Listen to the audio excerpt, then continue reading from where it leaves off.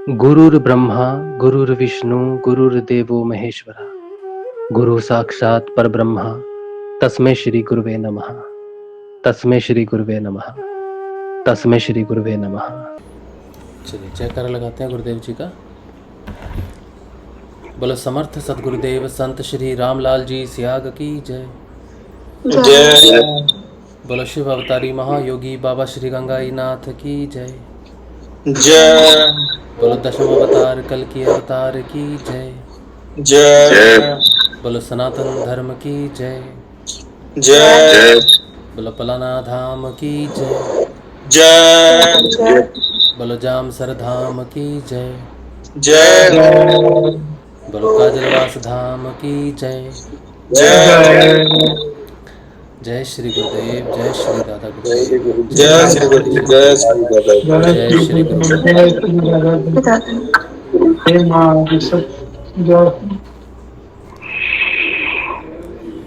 चलिए शाम के 7 बजे गुरुदेव जी का सिद्धियोग की हम लोग बात करते हैं, सत्संग करते हैं गुरुदेव जी का।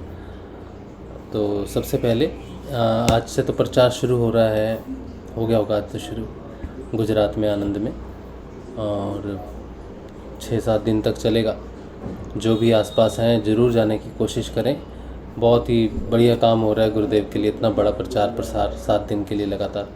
और कल तो योग दिवस है, अंतर्राष्ट्रीय योग दिवस है, कल 21 जून है।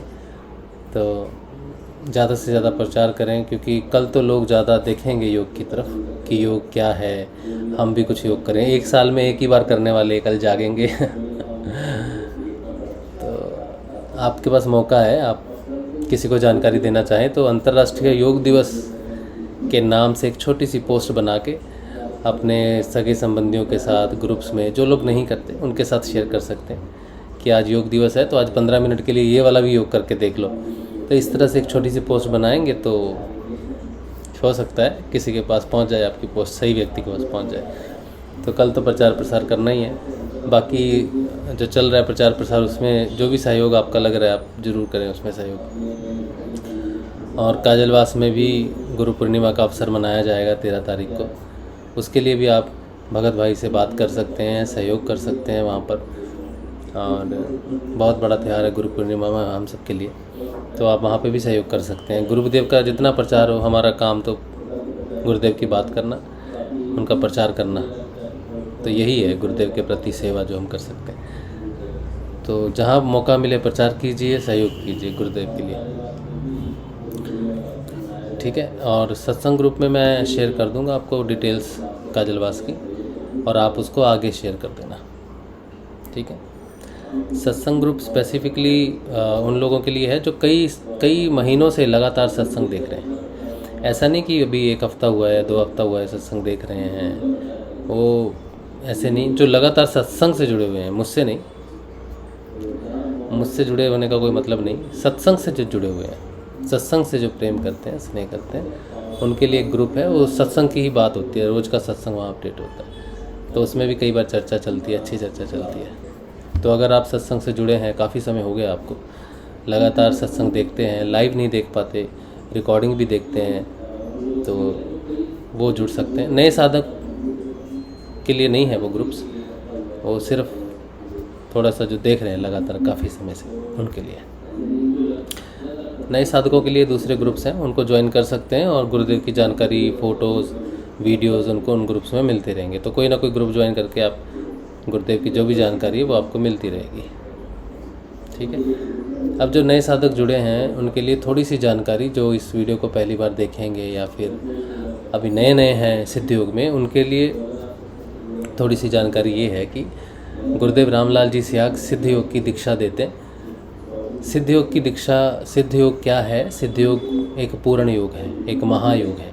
इसमें सारे तरह के जितने भी इस पूरे संसार में जितने भी योग आज तक आए हैं, शुरू से लेकर अंत तक, आज तक जितने भी योग इस पृथ्वी पे हैं या फिर आज तक प्रस्तुत हुए हैं मनुष्य जीवन में, वो सारे के सारे योग अपने आप स्वतः ही होने वाले इस महायोग में सम्मिलित हैं। सारे योग अपने आप होते हैं इस योग में। वैसे अलग अलग करना पड़ता है, हठ योग करना पड़ता है, और दूसरी तरह की योग साधनाएं करनी पड़ती हैं। लेकिन अगर कोई गुरुदेव रामलाल जी स्याग से दीक्षा लेता है संजीवनी मंत्र की और गुरुदेव का ध्यान करता है, तो जो योग उनको होता है उस योग का नाम है महायोग, सिद्ध योग, राजयोग, सहज योग भी कह लो चाहे, जो अपने आप होता है। उसमें फिर जब अपने आप होने वाली क्रियाएं हैं, फिर बहुत कुछ होता है अपने आप मंत्र भी होते हैं, मंत्र जाप भी होता है, अपने आप योगी क्रियाएं भी होती हैं, ध्यान भी अपने आप लगता है, सब कुछ अपने आप होता है। तो इसे सिद्ध योग कहा जाता है। तो सिद्ध योग से बड़ा कुछ नहीं है। तो गुरुदेव इस महायोग की दीक्षा देते हैं। इसमें 2-3 चीज़ें हैं जो ध्यान रखने लायक है। सबसे पहला तो ये कि जब आप क्योंकि आप गुरुदेव को फॉलो करेंगे ना, गुरुदेव को देखेंगे, तो सबसे पहला काम जो आपने करना है वो ये कि अपने गुरु को परब्रह्म की निगाह से देखिए, परब्रह्म के रूप में देखिए। आप साधारण किसी व्यक्ति का ध्यान कर रहे हैं ऐसा मन में नहीं रखना, या साधारण कोई व्यक्ति विशेष है या गुरु है, चलो ठीक है। परब्रह्म स्वयं गुरु के रूप में होता है। जो साधक अपने गुरु को परब्रह्म मानता है और उसके मन में अपने गुरु की प्रतिष्ठा के लिए और गुरु की स्थिति के लिए, गुरु के लिए कोई भी दुविधा ना हो, वो हर तरह से अपने गुरुदेव के लिए खड़ा रह सके, हर तरह से अपने गुरु को समझे और एक शिष्य होने के नाते अपने गुरु को रिप्रेजेंट कर सके कि ये मेरे गुरुदेव हैं। कोई कैसा भी, कितना भी कठिन प्रश्न क्यों ना पूछे, आपको चाहे उस प्रश्न का उत्तर मालूम नहीं है।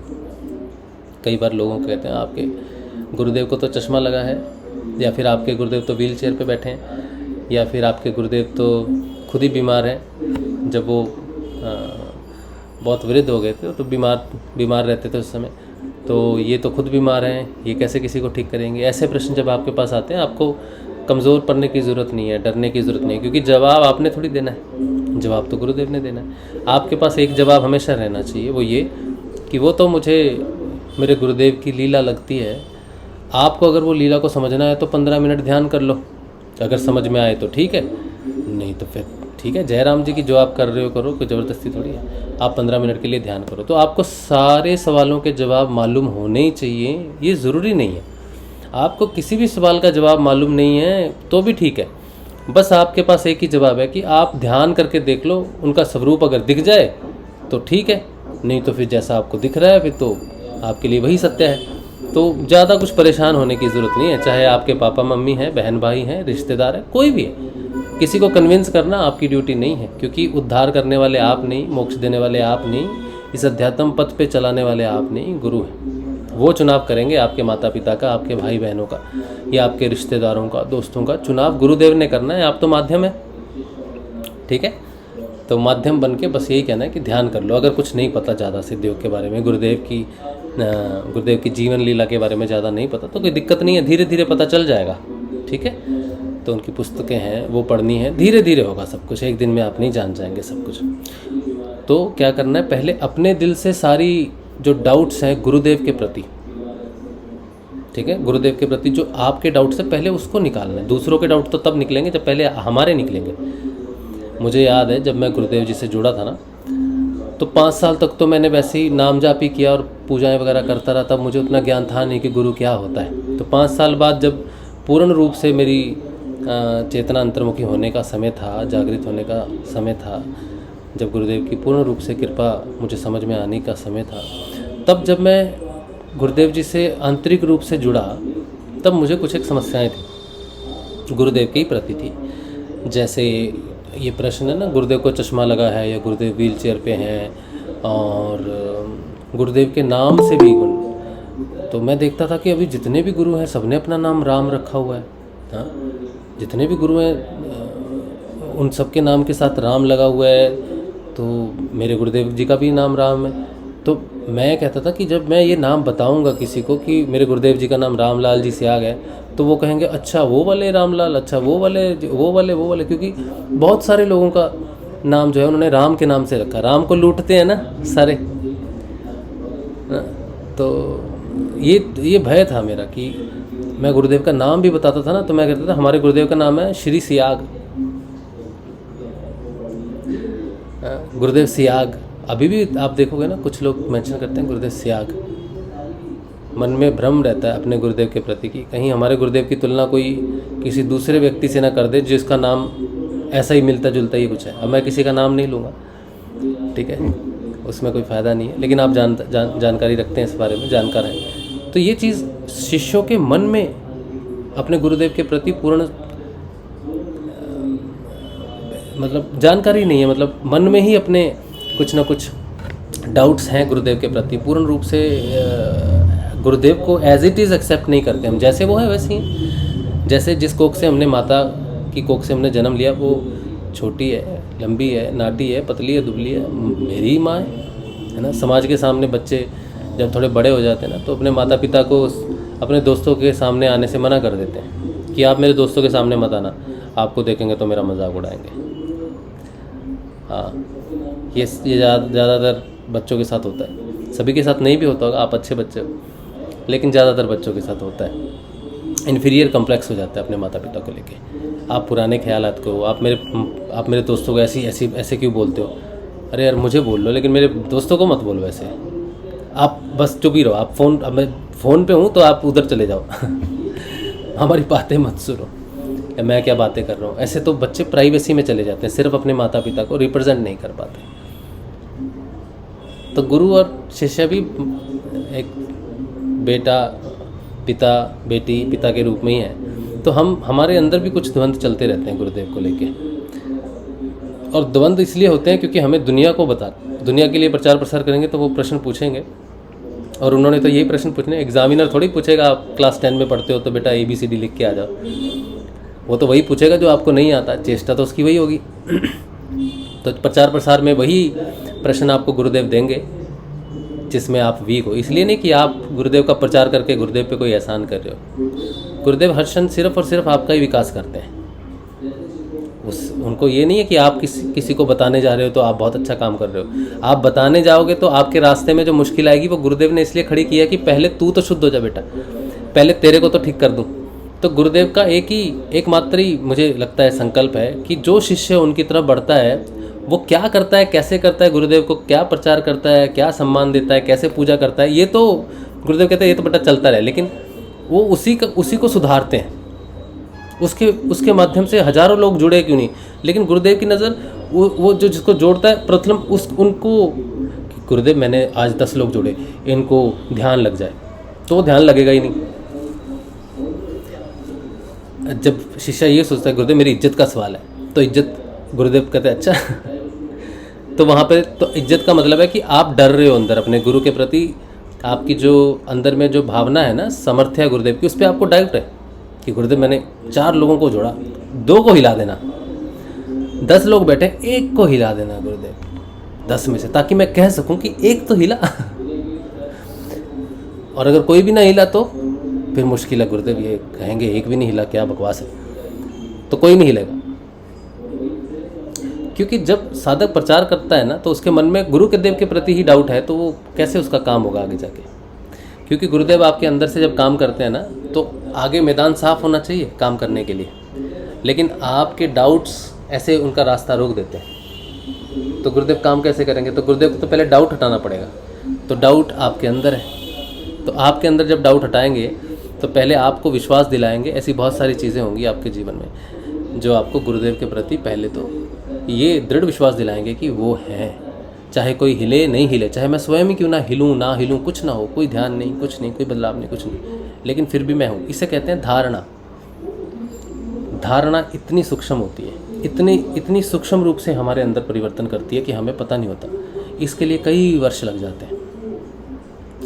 अभी नए साधक आते हैं तो 1 महीने में विचलित हो जाते हैं, क्योंकि उनको साधना, जो पुराने हैं शिष्य, उनका टिप पॉइंट दिखता है कि इसको तो ये हो रहा है, इसको तो ये अनुभव है, इसको तो ये दिख गया, उनको वही दिख रहा है, ठीक है, लेकिन उसके अंदर की सच्चाई नहीं पता। उस साधक के अंदर की पूर्ण सच्चाई नहीं पता कि वो क्या सच भी है, झूठ है, या क्या है, क्या नहीं है, कैसे बोल रहा है, सिर्फ आपको जोड़ने के लिए। कुछ साधक तो सिर्फ जोड़ने के लिए भी झूठ बोलते हैं कि बस ये जुड़ जाए किसी तरह, इसको बस जोड़ दे, बाकी गुरुदेव संभाल लेंगे। लेकिन तुम जोड़ रहे हो उसको झूठ के माध्यम से जोड़ रहे हो। इस तरह से मैनिपुलेशन चलती है, बहुत सारी ऑनलाइन चलती है, फेसबुक पे चलती है। एक प्राइम मिनिस्टर है नरेंद्र मोदी, वो गुरुदेव का बोर्ड लेके ऐसे खड़े हैं, तो ये झूठ दिख रहा है, ये सत्य नहीं है, झूठ है। झूठ किसी भी प्रकार से हो, झूठ ही होता है, चाहे आप उसे दिखाओ, चाहे आप उसे बोलो, चाहे आप उसका समर्थन करो, कैसे भी करो, आपने झूठ का साथ दे दिया, तो ये झूठ अंधकार है, तमस है, ये हमारी वृत्ति में छुप के रहता है, किसी न किसी तरह हमें पकड़ के रखता है। हमें लगता है कि हमने तो गुरुदेव का प्रचार किया, हमने तो गुरुदेव के 4 फॉरेनर हैं, उन्होंने गुरुदेव का फ़ोटो पकड़ा हुआ है, हमने तो लोगों को कन्विंस किया कि देखो ये है। लेकिन आपने झूठ दिखाया है, आपने तमोगुण का प्रचार किया, झूठ का प्रचार किया, झूठ की सहायता ली है प्रचार में। भगवान श्री राम पुरुषोत्तम झूठ का साथ नहीं लिया उन्होंने। बाली कितना बली था, और सुग्रीव तो बेचारा कुछ था, बली थे, सुग्रीव काफ़ी ताकतवर थे, लेकिन दोनों में से किसी एक का चयन करना था, या था बाली का या फिर सुग्रीव का। हालांकि सुग्रीव बाली का चयन इसलिए नहीं हुआ क्योंकि वो राजा थे और वो वनवासी थे भगवान, तो वनवासी जो हैं वो किसी राजा की मदद नहीं ले सकते, ऐसा वनवास का उनका नियम था।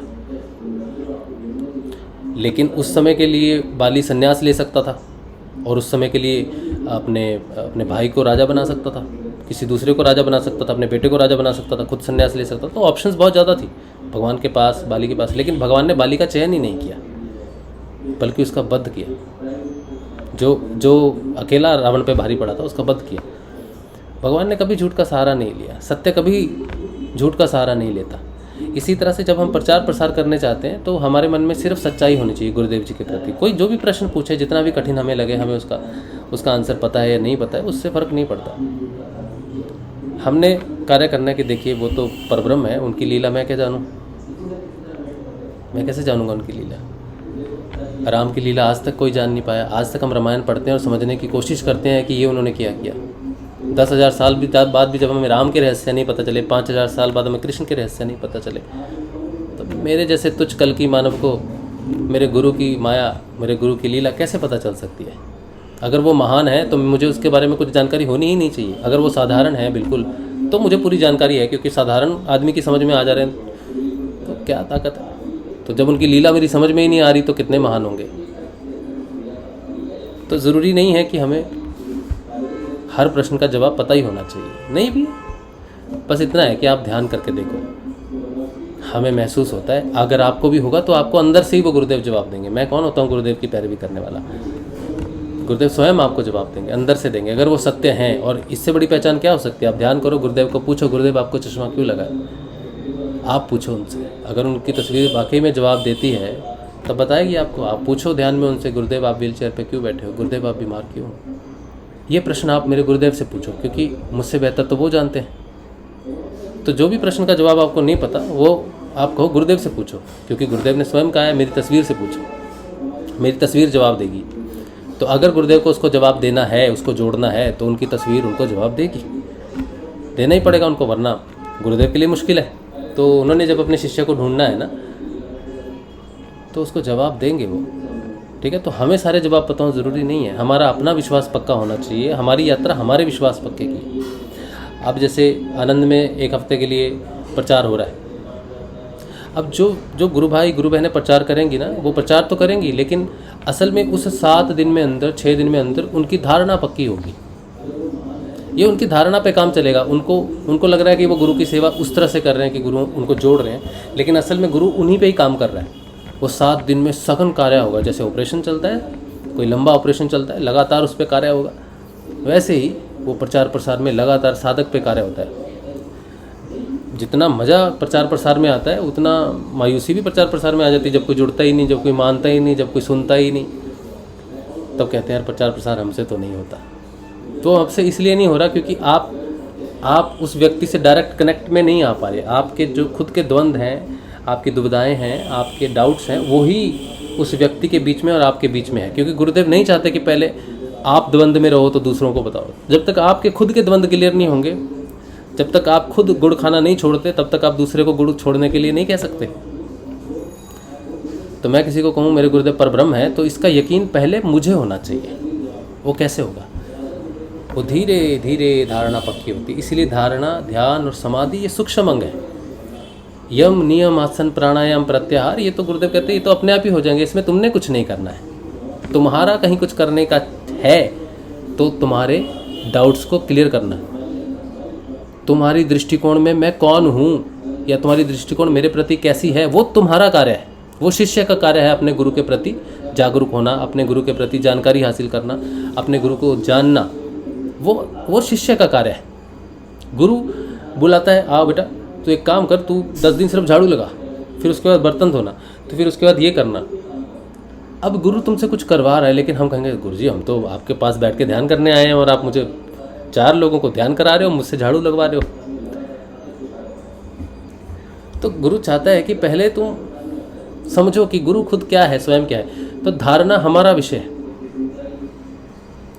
अब हमारी सिर्फ धारणा ही एक अष्टांग योग में अगर हमारे लायक कुछ है करने के लिए या समझने के लिए, तो वो धारणा है। अपने गुरुदेव के प्रति खुलना, अपने गुरुदेव के प्रति सारे प्रतिबंधों को हटा देना, सारे डाउट्स को हटा देना ही हमारे जीवन की साधना का एकमात्र लक्ष्य है। बाकी सब तो 5 अंग नीचे के वो तो अपने आप हो रहे हैं, और ध्यान आप लगा नहीं सकते। आपकी धारणा पक्की होगी तब ध्यान लगेगा, और अगर ध्यान लग रहा है, ध्यान लगते लगते वो गहरा होगा और समाधि लगेगी, तो आप समाधि में कुछ नहीं कर सकते, आप ध्यान के लिए कुछ नहीं कर सकते, और नीचे के 5 अंगों के लिए कुछ नहीं कर सकते। यानी कि अष्टांग योग के 7 अंग आपके हाथ में नहीं है। आपके हाथ में सिर्फ और सिर्फ गुरु के प्रति आपका समर्पण कैसा है, या आप क्या सोचते हो गुरु के प्रति। अपने डाउट्स देखो कि गुरुदेव के प्रति आप उनकी स्पीच सुनो। गुरुदेव ने कहीं बोल दिया कि आज स्पीच हमने लगाई थी, उसमें गुरुदेव ने कहा 2012 में या 2011 में शायद महायुद्ध होगा मार्च में, जिसमें 1/3 जनता बचेगी। हाँ 30% कुछ बोला गुरुदेव ने, 1/3 जनता बचेगी। अब यही बात लोगों के घर करके लोगों ने साधना ही छोड़ दी, ये तो हुआ नहीं।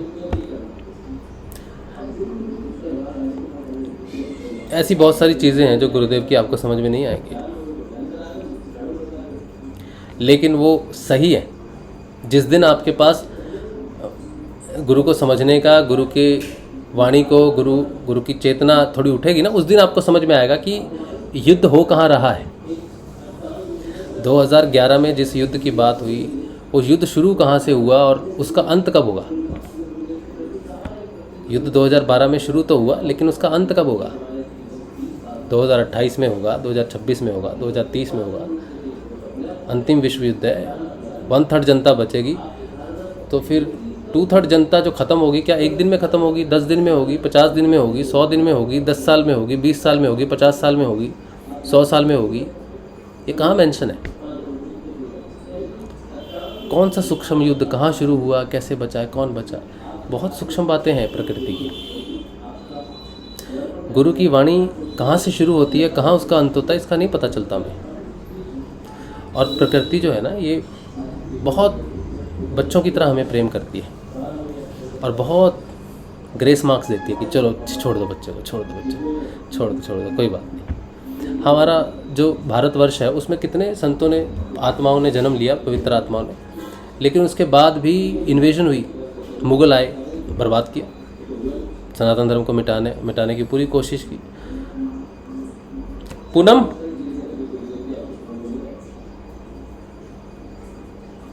एक मिनट, चार्जिंग नहीं है इसमें, बंद हो जाएगा नहीं तो। पूनम 1 मिनट आना जरा, ये चार्जिंग लगा दो, चार्जिंग नहीं है इसमें, मैं चार्जिंग लगाना भूल गया। थोड़ा चार्जिंग लगा दो और पंखा ना बिल्कुल 2 नंबर पे कर देना। अच्छा चार्जिंग नहीं है इसमें, पंखा भी चलाना भूल गया आज तो मैं।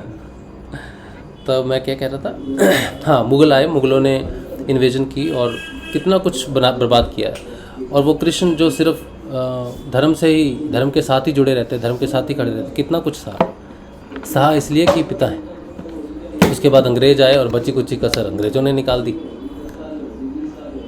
सिर्फ ये देखने के लिए कि मेरे बच्चे मेरे प्रति कितनी देर खड़े रहते हैं, मेरे साथ कितने हैं जो खड़े रहने वाले हैं। तो ये परीक्षा है पूरे संसार की, जो कई वर्षों से चलती आ रही है।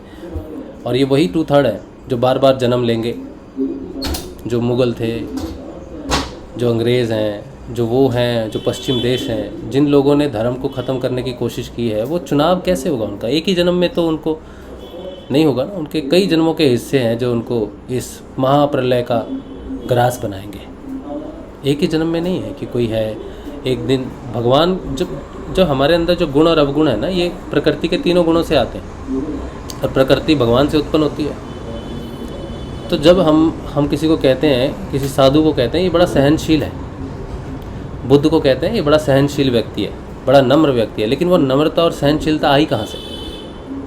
अल्टीमेटली तो वो परम परमात्मा प्रकृति से होते हुए हमारे तक आई है। तो कोई व्यक्ति बहुत सहनशील है लेकिन परमात्मा जैसा नहीं है, तो परमात्मा कितना सहनशील होगा? अगर हम कोई व्यक्ति है, आपके खिलाफ़ कोई बात कहता है, आपके गुरु के खिलाफ़ कोई बात कहता है, आपको गुस्सा आता है, तो सोचो वो परमपिता तो आपसे पहले जानता है कि कितने आए हैं कितने गए हैं, तो उसकी सहनशीलता के आगे हमारी सहनशीलता कुछ भी नहीं है। तो उसने सहा, ये सारा सहा इसलिए कि एक कैलकुलेशन होती है कि ये तो भाई अब सुधर ही नहीं सकते, इनको ज़रा डालो 2/3 वालों में, परले का ग्रास जो बनेंगे इसको डालो इसको डालो इसको डालो, तो पूरा उसने देना। और जिसने धर्म के साथ खड़े रहना है उसने खड़े रहना है, तो वो निर्णय अलग है। तो उसकी लीला वो कहाँ से रच रहा है? हमें तो 2011 2026 ये सब दिख रहे हैं, या जो भी समय है उसका डिसाइड किया हुआ होगा, और आगे हमें लीज़ दे देता है तो बहुत अच्छी बात है, और आगे लीज़ मिल जाएगी हमें जीने की, और लोग जुड़ जाएंगे। अगर 2012 में विश्व युद्ध होता, सब खत्म हो जाते, तो मैं यहाँ बैठा सत्संग नहीं कर रहा होता, क्योंकि मेरा नंबर तो 2/3 में से लगना था मैं तो गुरुदेव से जुड़ा ही नहीं। हाँ, मैं भक्ति करता था शिव की, शायद उस चक्कर में मैं बच भी जाता, या हम में से कई, लेकिन हम में से ज़्यादातर लोग जुड़ के भी नहीं जुड़े। तो मुझे तो वो लीज़ है, वो ईश्वर की कृपा है कि उसने 2012 में एकदम से नहीं घटाई घटना। हो सकता है 2012 में वो काम शुरू कर दिया उसने, लेकिन उसका प्रचंड रूप अभी दिखा नहीं। जब 2 सेनाएं बैटल युद्ध में जाती हैं ना सुबह, तो थोड़ी प्रिपरेशन करती हैं, थोड़ा तीर हवा में छोड़ा, थोड़ा चेक किया धनुष्मान, हाँ ठीक है, फिर शंख बजेगा और फिर होगा काम शुरू। तो उसके लिए वो गुरुदेव कहते हैं कि 2000 साल तो उसके लिए 2 दिन है। तो अगर उसने थोड़ा सा 2-4 मिनट प्रिपरेशन के लिए ले लिया, रेडी स्टेडी एंड गो के लिए ले लिया, हमारे लिए वो 2012 से 2026, तो वो स्टैंड तो ले लिया उसने 2012 में कि काम कर देना है बस, लेकिन और काम कर भी दिया उसने। कलयुग का जो अंत किया, गुरुदेव कहते हैं ना कलयुग खत्म हो चुका है। तो जो युद्ध हुआ है ना, वो किस में हुआ है? आप जो कलयुगी मानव है ना, अब वो ट्रांसफॉर्मेशन जो है, जो नहीं सुधरेंगे नहीं बदलेंगे, एकदम से कोई नहीं हुआ, लेकिन होगा जब घटनाएं घटेंगी। घटनाएं तो घट रही हैं, अभी जो घटना घट रही है, जैसे ये अभी बीमारी का जो काल चल रहा है, और भी बहुत सारी बीमारियां चल रही हैं और भी आने वाली है। तो इसीलिए गुरु, मैं कहना कि सिर्फ पता नहीं किन बातों में चला गया, मैं कहने का मतलब ये है कि हम साधक होने के नाते, चाहे हम पुराने हैं 20 साल हो गए, या कोई नया जुड़ा है 20 दिन हो गया, अगर 20 साल वाले के अंदर भी डाउट है तो 20 दिन और 20 साल में कोई अंतर नहीं। और जो गुरु को ढूंढ रहा है, गुरु को, और जिसको पहले गुरु के बारे में थोड़ा पता है कि गुरु दिखता कैसा नहीं पता, उसके अंदर की चेतना मेन होती है। मुझे तो उसकी चेतना से जुड़ना है। जिसको इस चीज़ का ज्ञान है, बस वो अभी जुड़ा, एक क्षण हुआ है और वो निकल गया कहाँ से कहाँ, चेतना में कहाँ ले गए गुरुदेव से, क्योंकि उसके मन में वो गुरु के प्रति डाउट नहीं है। लेकिन 20 साल से जुड़ा व्यक्ति है, उसके मन में अभी भी डाउट है कि गुरुदेव की बातें तो यार समझ नहीं आती, डाउट है। बोलते कुछ नहीं, कहते हमें क्या करना, हमें तो नाम जपने के लिए कहा गुरुदेव ने, नाम जपो ध्यान करो, हमें और कुछ नहीं सुनना है, ठीक है। लेकिन वो इस तर्क को देते हुए अपने अंदर अनेक डाउट को रखते हैं, बहुत सारे डाउट्स को अपने अंदर सजो के रखते हैं। बाहर कहते हैं नाम जपना है, ध्यान करना, हमें और कुछ नहीं पता, हमें कुछ जानना भी नहीं, हमें नहीं चाहिए ज्ञान, हमें नहीं कुछ करना, हमें नहीं बात करनी, बस नाम जपना है। ये तर्क है कई बार, क्योंकि वो जानते नहीं। बस यही कारण है कि वो अभी उन्हें नाम ही जपना है, क्योंकि नाम जपने के बाद जब गुरु के प्रति प्रेम प्रकट होगा, जब गुरु के प्रति ज्ञान प्रकट होगा, धारणा प्रकट होगी, बदलाव आएगा ना जीवन में, तब वो आगे बढ़ेंगे, बोलेंगे। नहीं तो जो अगर डाउट बना रहा तो फिर बना ही हुआ है। इसीलिए जब कोई सिद्धयोग का नया साधक आता है तो आपको ये ध्यान देना है कि कोई पुराना व्यक्ति जिसने आपको जोड़ा है, किसी भी गुरु भाई ने आपको जोड़ा है, और आप उससे कोई प्रश्न पूछते हो और वो आपके प्रश्न का जवाब नहीं दे पाता, तो कोई दिक्कत नहीं है। इसका मतलब ये नहीं कि वो नहीं दे पा रहा था, हमारे गुरुदेव कमज़ोर हो गए, या फिर गुरुदेव के बारे में जो भी हम सोच रहे हैं वो सत्य है। वो नहीं दे पाया, उससे पुराना भी नहीं दे पाएगा। इवन गुरुदेव के साथ जो चले फिरे हैं वो भी नहीं दे पाएंगे, तो भी डाउट नहीं करना, क्योंकि वो परमात्मा के बारे में, परमात्मा के अलावा कोई जानता नहीं। तो हमें सरेंडर करना पड़ता है उसके आगे। हे गुरुदेव, मुझे आपकी लीला समझ नहीं आ रही, इसको हटाओ, इस द्वंद्व को पार करो। तो ये धारणा का विषय है। धीरे धीरे धीरे धीरे गुरु के प्रति पूर्ण रूप से आप जब, फिर आप बिल्कुल ओपन हो जाओगे। दुनिया कुछ भी पूछे, कुछ भी कहे, बस फिर आपको कहा जाएगा पागल, पागल कहा जाएगा आपको। क्योंकि जो व्यक्ति सिर्फ अपने में ही मगन है, अपने गुरुदेव में ही है, और किसी की बात का उसके कोई कहता है यार तेरे गुरुदेव क्या तू उनके पीछे पड़ा हुआ है, ये नहीं हुआ वो नहीं हुआ, अगर कुछ नहीं हुआ तो नहीं हुआ, लेकिन मैं मेरे पिता के साथ जुड़ा हुआ।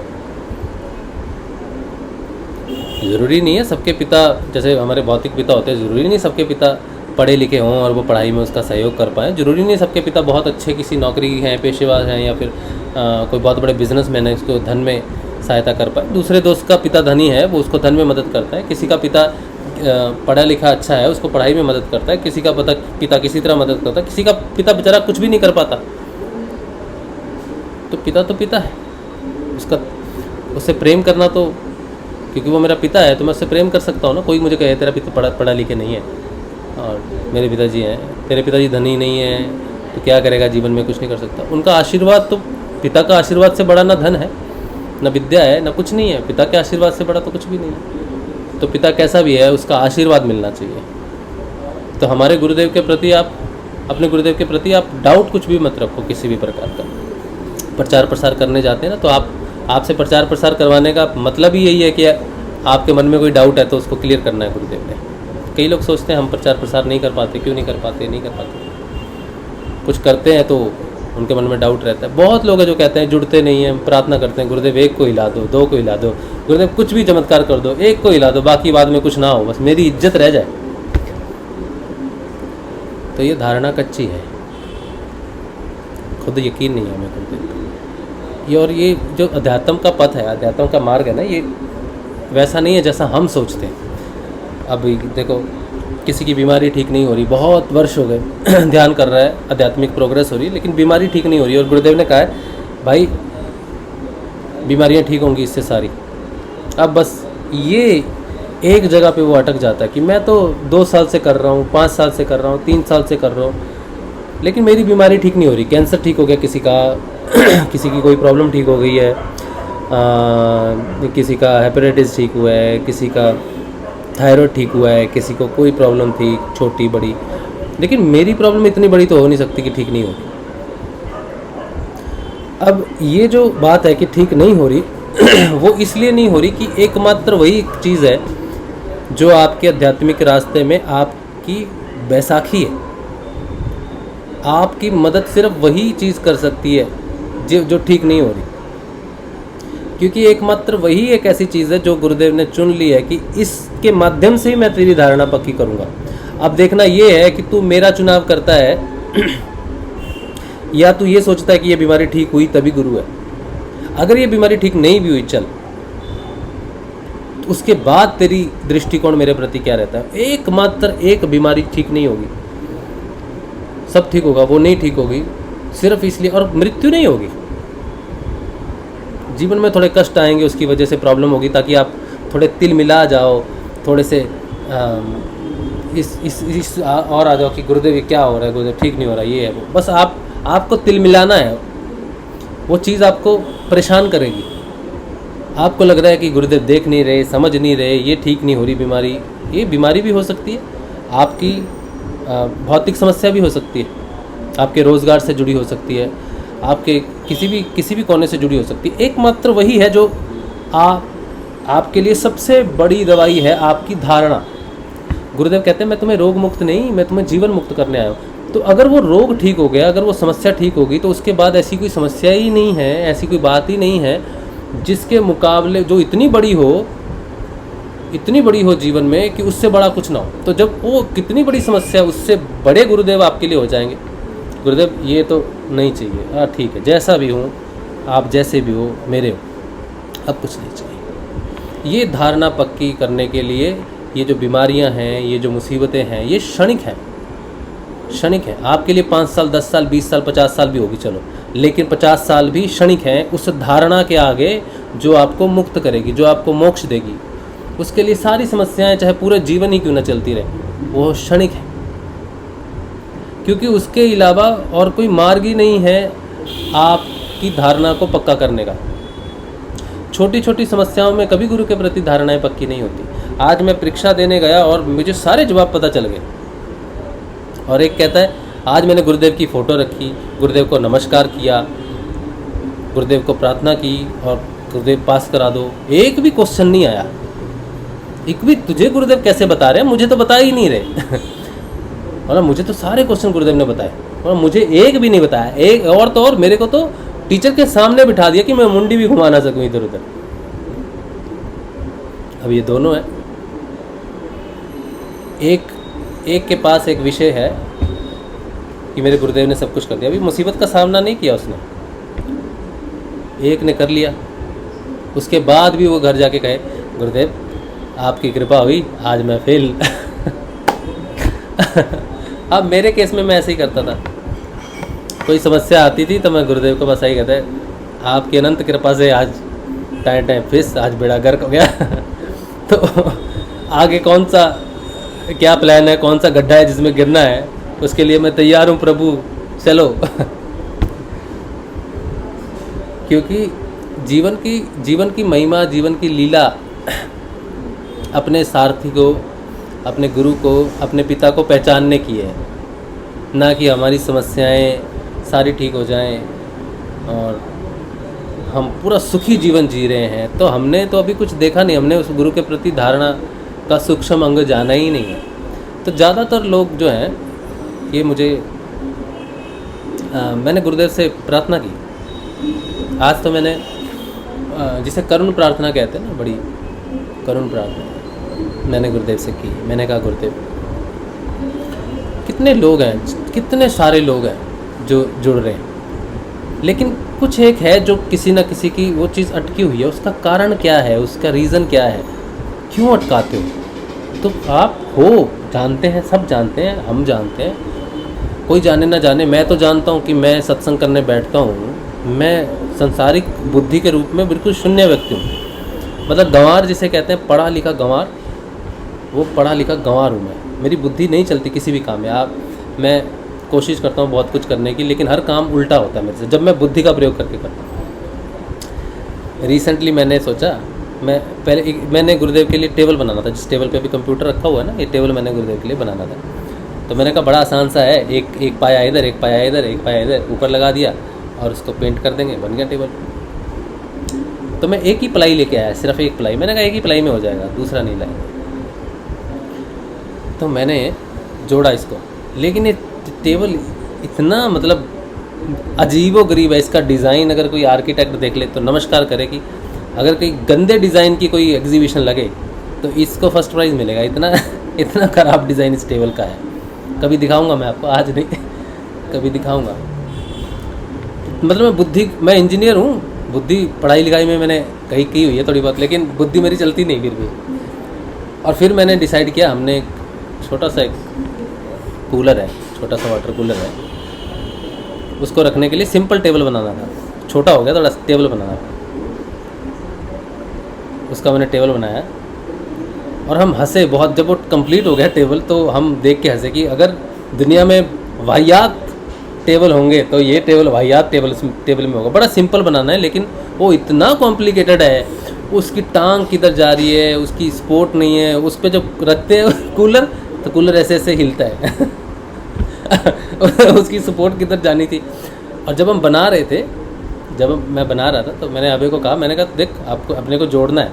तो जब हम जोड़ रहे थे तो जोड़ दिया तो 2 सेकंड के अंदर जुड़ जाता है। तो हमने जैसे पहले सैंपल बनाया था जोड़ने के लिए, उसी जोड़ना था। तो जब हमने निकाल के जोड़ना तो भूल गए कि जैसे लगाया था वैसे ही जोड़ना है। देखो बुद्धि कितनी शून्य है व्यक्ति की, कि उसने जैसे डिज़ाइन बनाया था वैसे ही जोड़ना है।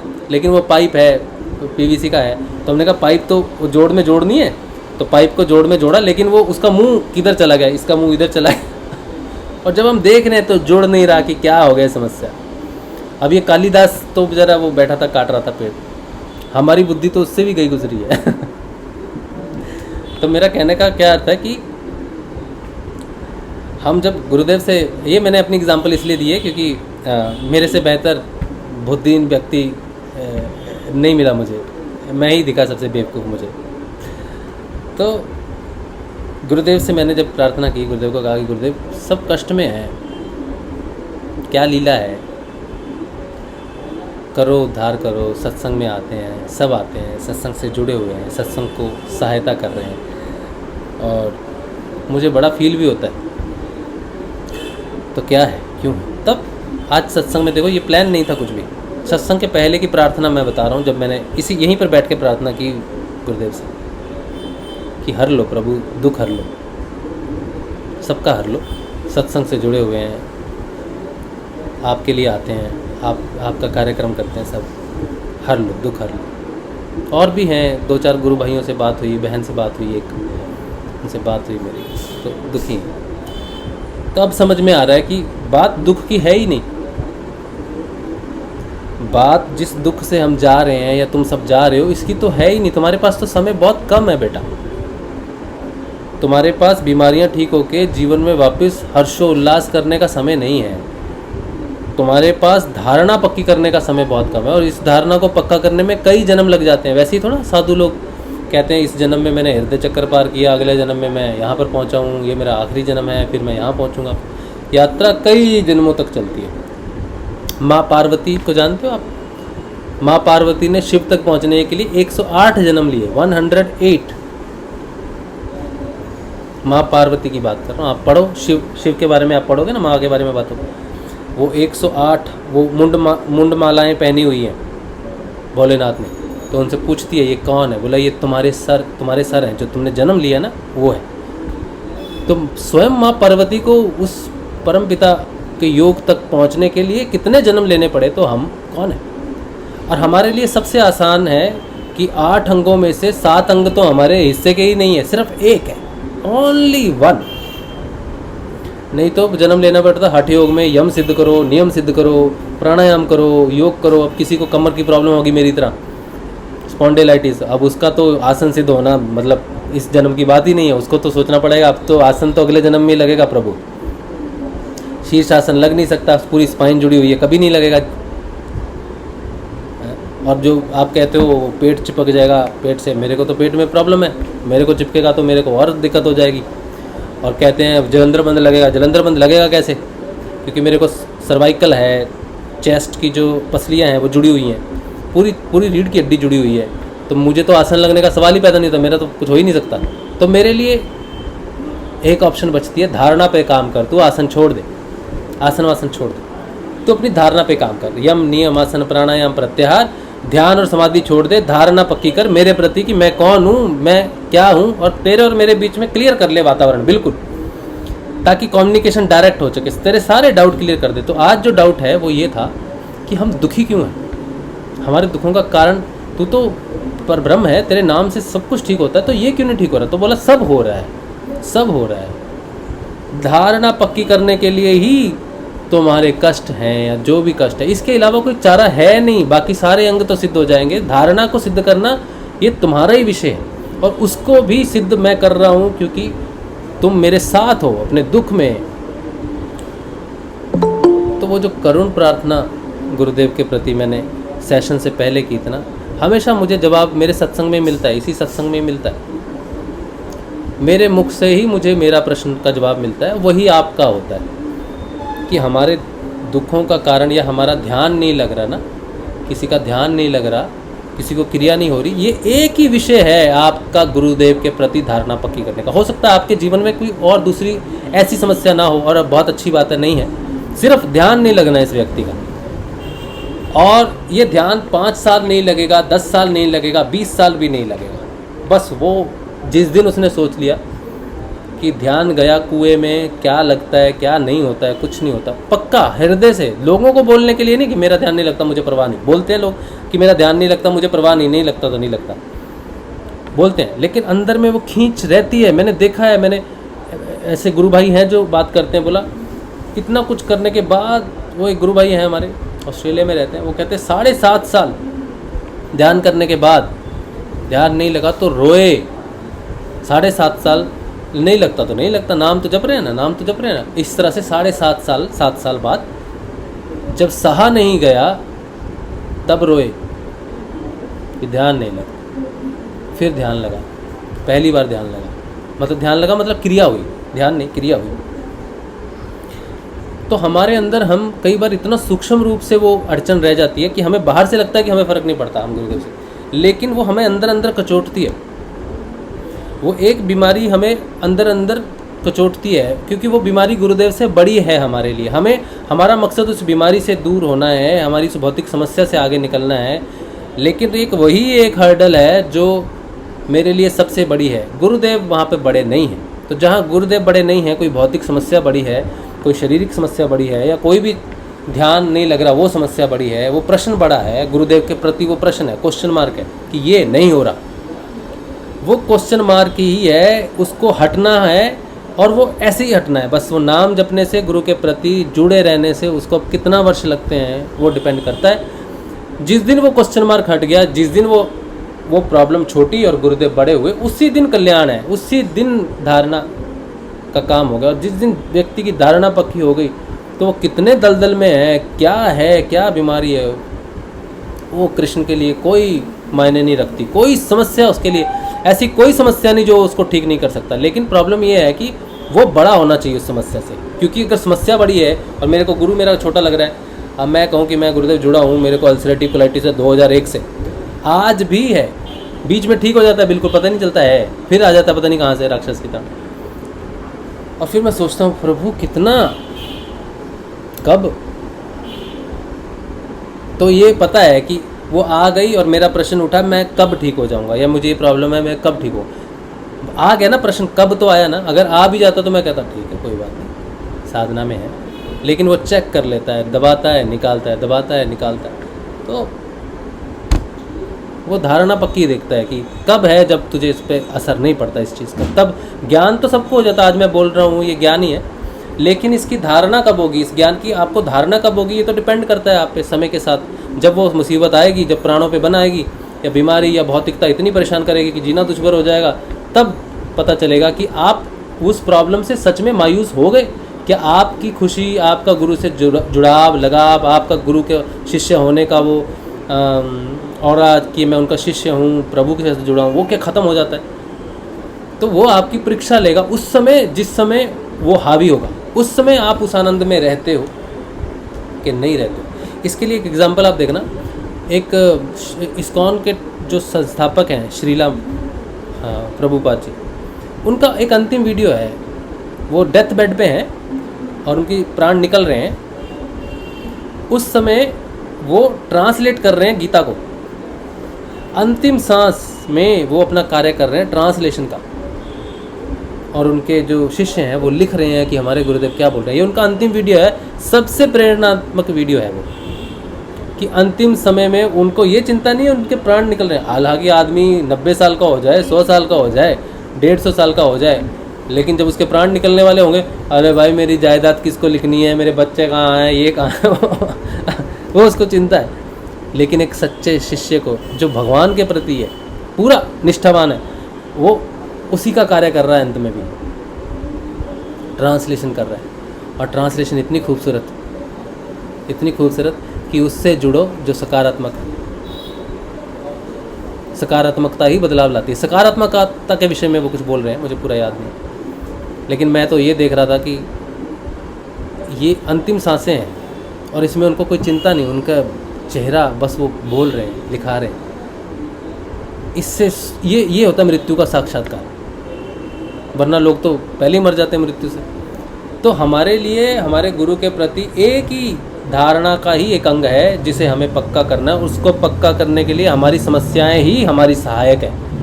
उन समस्याओं के बिना हम इस पद को प्राप्त ही नहीं कर सकते।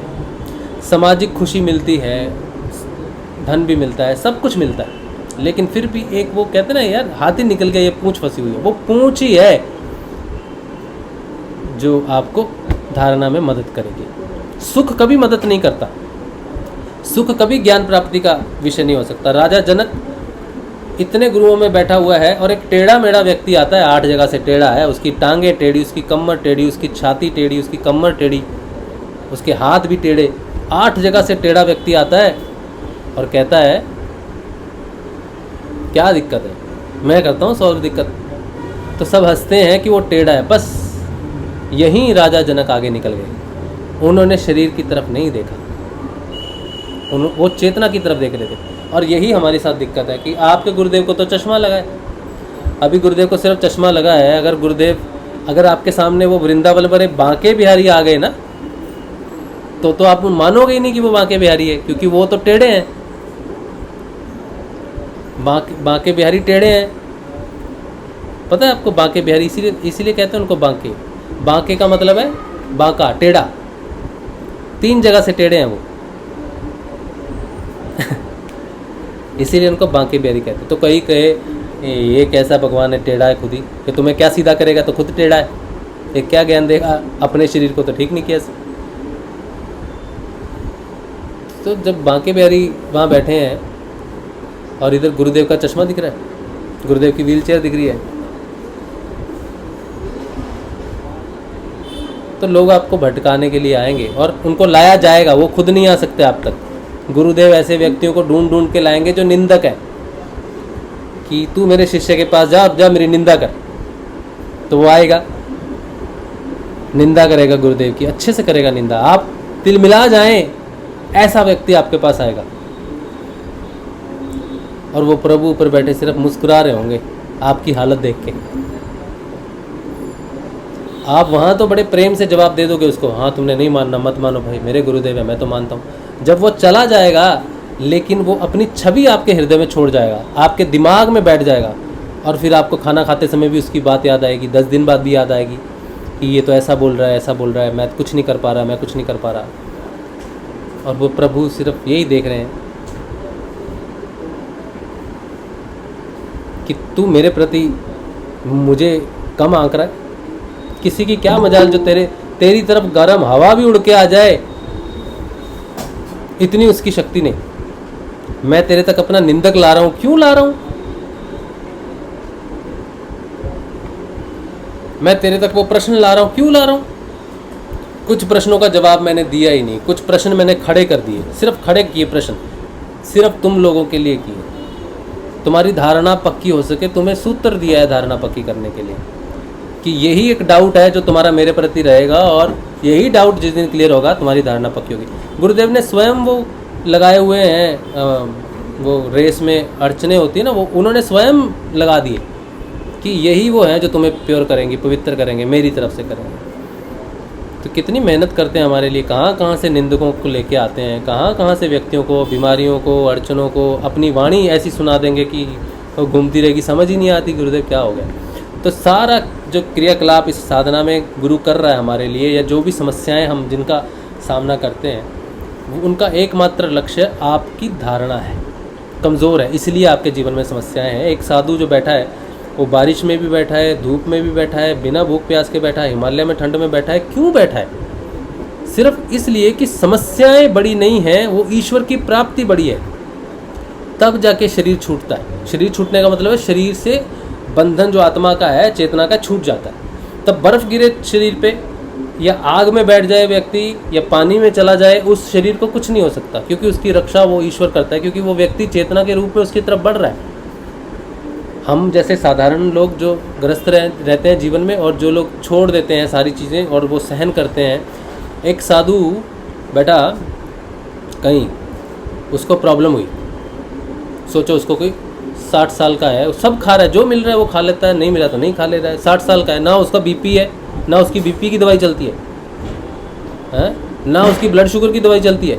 हमारी ज़्यादातर लोगों की किसी को शुगर होगी, किसी को। अब साधु संत कितने हैं भारत में पता है?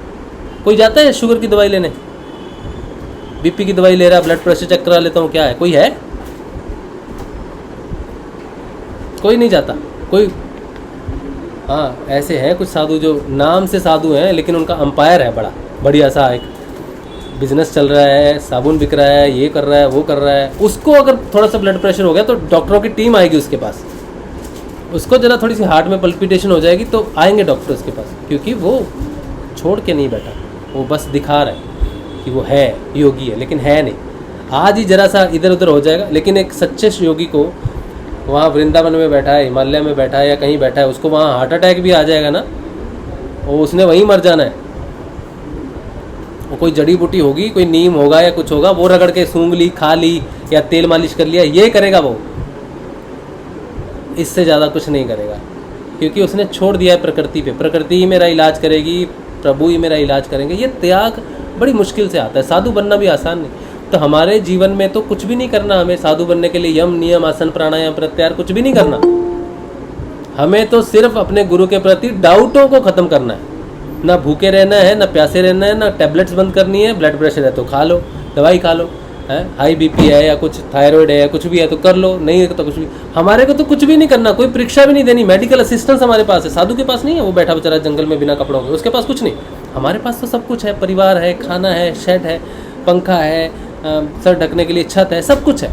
हमारा तो इतना सरल काम है कि हमें सिर्फ और सिर्फ पूरे जीवन की साधना में अपने और गुरु के प्रति बीच में आए हुए सारे डाउट्स को क्लियर करना है। यही आपकी साधना है, यही आपकी धारणा पक्की होनी है, बस और कुछ भी नहीं। बाकी सब किया कराया है, गुरुदेव ने बोला। कोई दिक्कत नहीं, कोई सुख नहीं है जीवन में, कुछ नहीं है।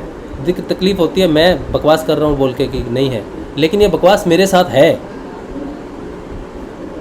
ये बकवास मेरे साथ है, इसलिए मैं बोल रहा हूँ कि ये बकवास नहीं हो सकती। लेकिन कुछ लोगों को मेरी बात बकवास लगेगी कि दिक्कतें हैं, लेकिन फिर भी तुम शांत रहो और गुरु के प्रति ये रहो। जब किसी पे दिक्कत आती है ना, मानसिक परेशानी होती है, कुछ नहीं कर सकते आप। मानसिक परेशानी आती है तो आती है।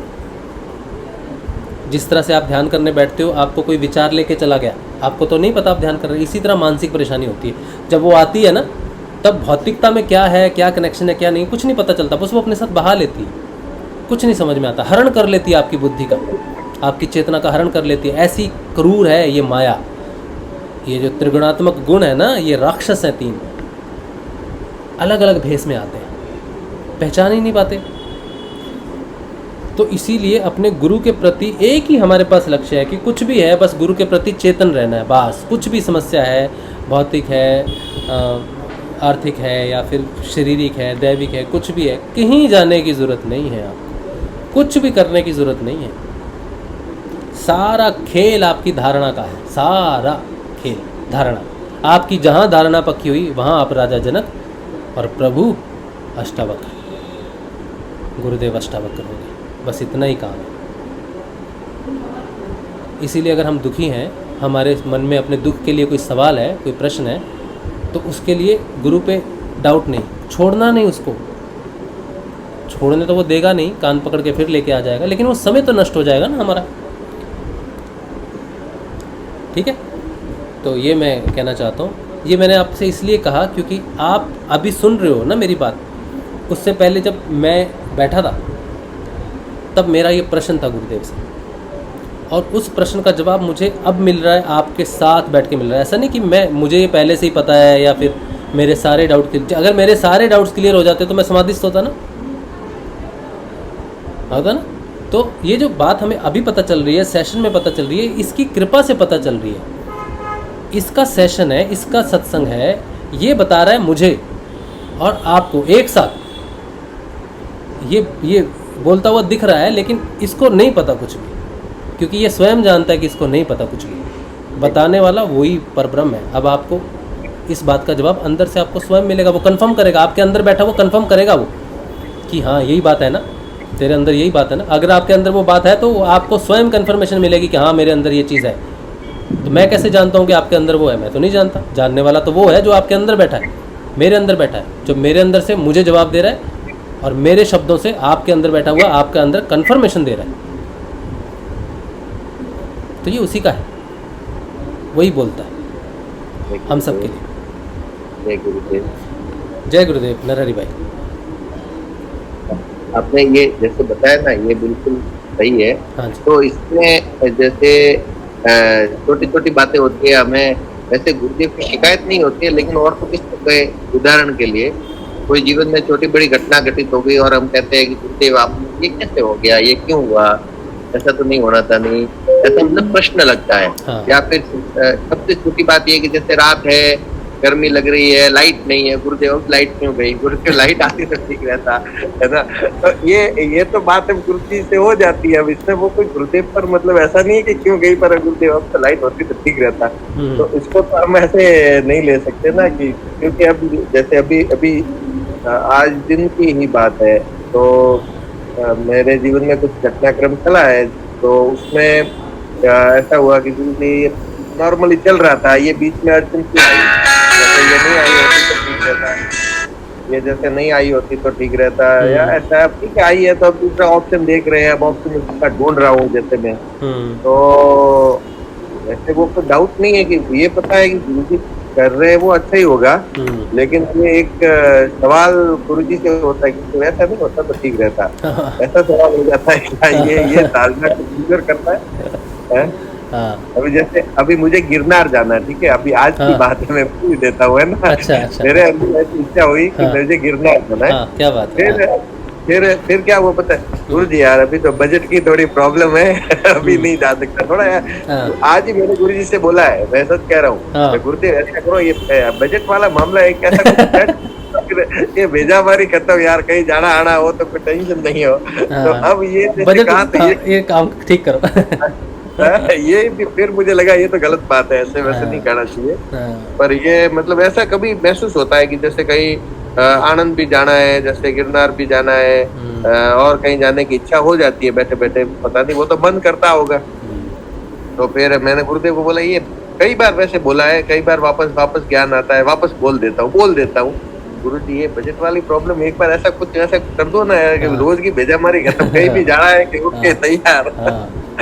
अब ये भी ऐसे नहीं बोलना चाहिए, वैसे धारणा को कमजोर करता है शायद। इसके विषय में आप क्या कहेंगे? मैं बिल्कुल आपके साथ सहमत हूँ। मैं भी तो यही करता हूँ कि अब गुरुदेव ये समेटो ना, क्या ये 6 महीने ठीक है, 6 महीने फिर ऐसा है।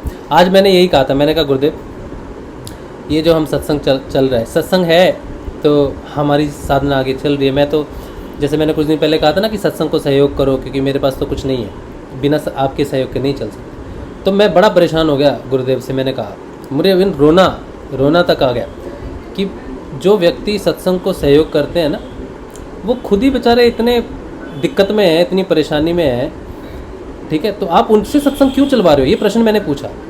मैंने कहा इस सत्संग को चलाने के लिए तो बहुत अच्छा जगह से आप सपोर्ट कर सकते हो, चला सकते हो, लेकिन वो व्यक्ति जो बिल्कुल ही बेचारे पहले ही धन के मामले में इतने नीचे हैं, उनके माध्यम से क्यों चलवा रहे हो? इतनी निर्दयता कहाँ से आई आप में? तो फिर मुझे जवाब मिला कि अगर उनके माध्यम से चल रहा है ना, तो सत्संग का अगर हिस्सा बन रहे हैं ना, तो क्योंकि वो परेशान है बोल के ही उनसे चल रहा है। सत्संग में किसी भी प्रकार से आप सुन रहे हो, आप प्रश्न कर रहे हो ना, आप बात कर रहे हो, कुछ भी कर रहे हो, किसी भी प्रकार का सत्संग में आपके होने से किसी एक व्यक्ति का भी अगर मार्गदर्शन हो, साधना सुलभ हो जाए, तो गुरुदेव आपको बहुत प्रेम करेंगे, स्नेह करेंगे कि मेरे बेटे तेरी वजह से आज एक साधक जो है ना वो मेरी तरफ आया। तो वो बहुत बड़ा काम है। तो जब मुझे ये पता चला कि जब किसी सत्य को जब आगे बढ़ाने में वो सहयोग लेता है ना, तो उनका लेता है जो दीन दुखी हैं, क्योंकि उसके सहयोग के लिए ही उनका कल्याण होगा। जो पहले से ही बड़े पुष्ट हैं, पूरे अच्छे से हैं, उनका सहयोग लेके वो गरीबों को क्यों पीछे छोड़ दें? तो आप अपने गुरुदेव को देखो, रामलाल जी स्याग को देखो, इनका जो मिशन चलता था ना, जब इनका प्रचार प्रसार होता था, तो कोई बहुत बड़ा कोई धनी व्यक्ति इनको सपोर्ट नहीं करता था। वो जब रेड पड़ी तो गुरुदेव कहते हैं उन्होंने देखा ये तो 4-5 लोग हैं, नौकरी पेशा लोग हैं, इसको चला रहे हैं, कोई सपोर्ट नहीं है इसको। तो क्यों गुरुदेव ने उनको लिया? गुरुदेव चाहते तो वो बड़े तगड़े बिजनेसमैन सहयोग कर सकते हैं, लेकिन गुरुदेव की बुक में लिखा है कि जो व्यक्ति उस पूर्व दिशा से आएगा ना, उसके जो उसके समर्थक होंगे ना, वो बहुत ही छोटे होंगे, मतलब बहुत ही हैसियत में कोई बहुत बड़ा नहीं होगा, बहुत छोटे वाले होंगे, लेकिन एकजुट होकर वो इस चीज़ को उठाएंगे। तो हमें जिस गोवर्धन के नीचे जो खड़े हैं ना, गोवर्धन के नीचे खड़े होने वाले कोई राजा महाराजा नहीं, वो प्रजा है, जिसको वो शैडो दे रहा है उठा के, जिसको वो छत्र छाया दे रहा है ना, वो सब के सब प्रजा है। तो हम जो सत्संग के साथ जुड़े हैं, सहयोग कर रहे हैं, हम अगर इस स्थिति में है तो हमारा ये स्थिति में होना ही सौभाग्य है, क्योंकि उसने मदद हमारी ही लेनी है। हम जैसे छोटे लोगों की मदद से ही उसका काम चलेगा, बड़े की मदद उसको चाहिए नहीं। इसलिए मुझे बड़ा बनना नहीं, मुझे धनवान बनना नहीं, मैं समस्या में रहूं, अगर उसको काम में वो व्यक्ति चाहिए जिनकी समस्या है, ताकि वो पार लग सके। तो मुझे वो समस्या स्वीकार है कि मैं उस ईश्वर के काम में लगूँ, उसके ठेले को ठेलना है मुझे, और उसको वही व्यक्ति चाहिए जिनको रोजगार चाहिए। एक राजमिस्त्री आता है, वही मुझे 10 मजदूर चाहिए, तो वो जाते हैं, भाई मुझे 2 दिन से काम नहीं मिला जी, मुझे दे दो, 250 रुपये मिलेंगे, मुझे दे दो। तो बोला ठीक है तू आ जा। और जो वहाँ पे बैठा है जिसके जेब में 5000 रुपये ऑलरेडी पड़े हुए हैं, वो कहता है भाई आजा, वहाँ लेंटर पड़ रहा है, उसमें पैसे मिलेंगे 500 रुपये, 2 घंटे का काम है, जा 5 दिन छुट्टी है मेरी, 5000 है किस्से में मेरे। तो उसको काम की ज़रूरत नहीं है। तो हम जो सत्संग चला रहे हैं, मिलके चला रहे हैं, छोटे छोटे हिस्से से चला रहे हैं ना, तो ये मेरा प्रश्न था गुरुदेव से कि सहयोग करवाना ही है तो किसी ऐसे व्यक्ति से कराओ जिसको तकलीफ़ ना हो। जो खुद ही बेचारे चल रहे हैं बड़ी मुश्किल से काउंटिंग करके, महीना पूरा होता है, उनकी जेब से आप 100 रुपये 200 रुपये भी निकाल लेते हो सत्संग के लिए, और मैं कैसे लूँ? मैं कैसे लूँ? जो लोग, अब एक बहन है बेचारी, वो कहती है नहीं, मैंने कहा नहीं चाहिए मुझे, ठीक है आप अपने लिए रखो, कुछ रखो, नहीं सहयोग करना।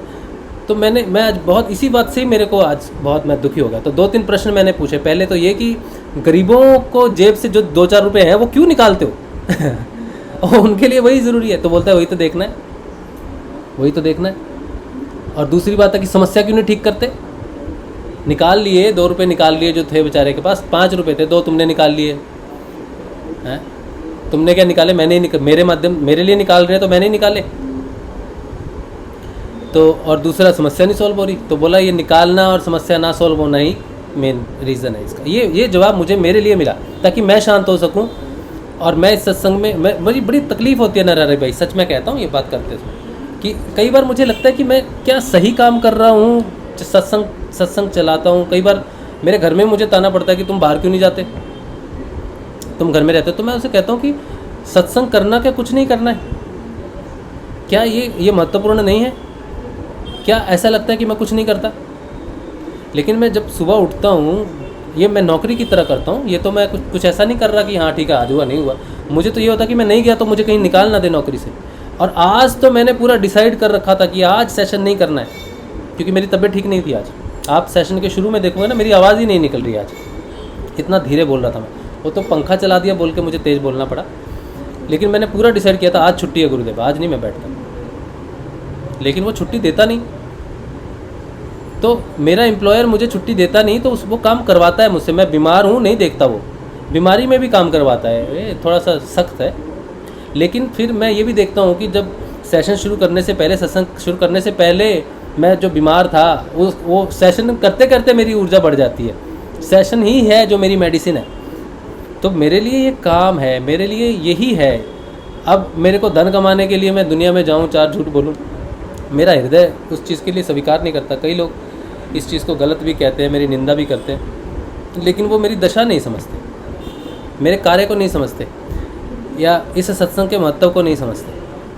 उन्हें लगता है कि बकवास है, लेकिन ये बकवास नहीं है। चाहे एक ही व्यक्ति, चाहे मैं स्वयं ही सत्संग से आगे बढ़ रहा हूँ, तो भी मेरे लिए बहुत महत्वपूर्ण स्टेज है।